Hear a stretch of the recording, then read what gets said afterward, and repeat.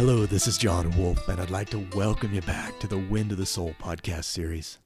Today's episode marks the beginning of a new style of audio programming here in the podcasts. From time to time, I want to try this and just gauge it based upon listener feedback. If you enjoy this style in my recordings, then please let me know. While I absolutely plan on continuing to do the same format that I was doing before, as far as take a subject matter and elaborate on it for 20 or 30 minutes, what I want to do today is read a blog post that I recently wrote and then go ahead and elaborate just for 2 or 3 minutes afterwards. It provides more of a concise recording, and it also gives some of my listeners access to text information that they may not be inclined to sit in front of their computer and read. So that way I'm able to go ahead and just put it into these recordings. The post I'll be reading is titled "The Wisdom of Water." Mankind has always looked to nature as its ultimate external spiritual teacher. When we observe the elements in their natural, pristine settings, they have much to share regarding the unfolding of life. All things in the environment, minus man's interference, come about through an unhurried, consistent form of allowing. While these traits can be witnessed in many elements, there doesn't seem to be one that articulates them in a manner more beautifully than flowing water. Water shares its wisdom with us through the subtleties of its action. Aside from an occasional storm, it has very little to prove and radiates a modest confidence in this knowledge. It has the ability to relax, taking on any shape which tries to encase it, while simultaneously possessing the potential to eventually realize its freedom, whether as a vapor or a liquid.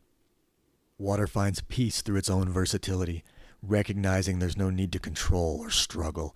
In its resourcefulness, it always discovers the path which is the most harmonious and least resistant. If resistance is met, it doesn't battle to overcome it. Rather, it stays consistent in its own subtle flow until the resistance eventually wears away. Water happily sprays and joyously splashes without inhibition and without any specific reason for doing so. It just does, and it doesn't worry over what the fish, trees, grass, or anything else may think. Water allows without provocation. It doesn't demand that anything follow its lead. It carves out its own natural trail and silently lets those objects which choose to take the trip with its current come downstream for the ride. Simultaneously, it doesn't mind that other rivers, creeks, and streams are hewing out their own unique passage just a short distance away. Water gives freely of itself to all living things, without fear of lack or shortage in supply. It understands that through generosity, both its experience and the experience of the recipient will become more enhanced. Water, in its constant state of motion, does not become tense or anxious. It has found its movement to be more graceful and fulfilling when it leaves rigidity to the rocks it glides past. Water does not worry over its performance as it rounds a bend in the stream or shoots the falls. It simply fails to get in its own way.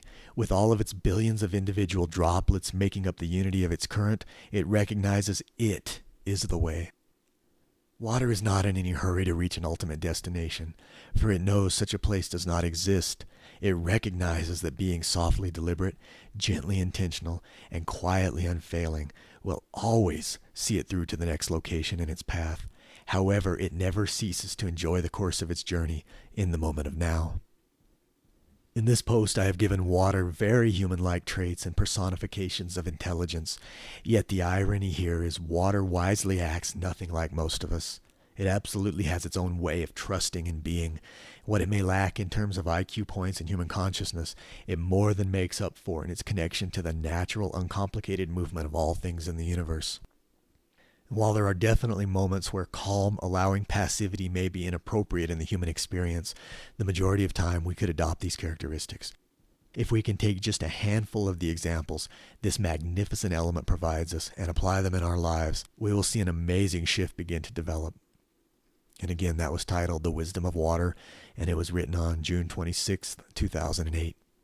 And even though I have an affinity for everything I write about on my site, I have a connection, and it comes from an inner feeling and how it resonates with me, the information that I choose to write about. I really felt an extreme connection to this post and just the entire concept of writing about the wisdom in nature. I observe the element that I'm writing about, and I just kind of meditate upon it and release any form of resistance and allow the thoughts and the information to come freely from that element and emerge in my writing. Now back to water. I have always had a special connection to this element, even though as a child I was scared to death of it because I was the kid that never enjoyed going swimming, because I never enjoyed trying to have someone else teach me to swim, because I was like the 7-year-old that was scared to death to put my head underwater. And that was like the very first thing when I would take swimming lessons or classes on swimming. It'd always be, okay, we're going to dunk our heads under the water, to try to get rid of that fear. And all that did was it accelerated the fear. So over time, I got away from taking forced lessons where people were trying to make me do things. And I just had to teach myself, and I eventually did. Now, I've never had the connection to water as far as the ocean goes that some people have. For me, water and my love affair with it has always been associated with elevation.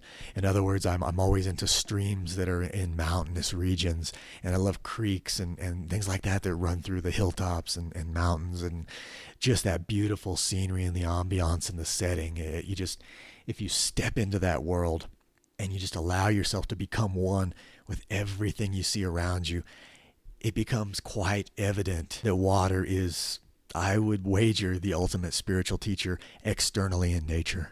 It's not to say there isn't a lot of fantastic information that can't be imparted through other elements like wind and fire. But water, there's something about water, and it probably also helps that I'm a Pisces. So I naturally have that entire, water sign thing going for me too. In recent years, there have been a fantastic series of books that have come out by an individual named Masaru Emoto. Now, Dr. Emoto has been doing studies in Japan on water, and more specifically ice crystals, I think for over a decade now. And in his findings, he has uncovered the link that shows just how conscious water is. Just as everything in this environment, no matter how inanimate we think it may be, not that water is inanimate, but all matter has its own form of consciousness. Now, in Dr. Emoto's studies, and if you have watched the film What the Bleep Do We Know, or What the Bleep Down the Rabbit Hole, you're very familiar with this. But in his studies, he uncovered the fact that water was actually picking up on the intentions during the experiments. It would either be a spoken intention, an intention of thought, or written word that was actually taped around the water bottle or whatever they were using for a container. The water would then be exposed to those intentions and frozen and then photographed.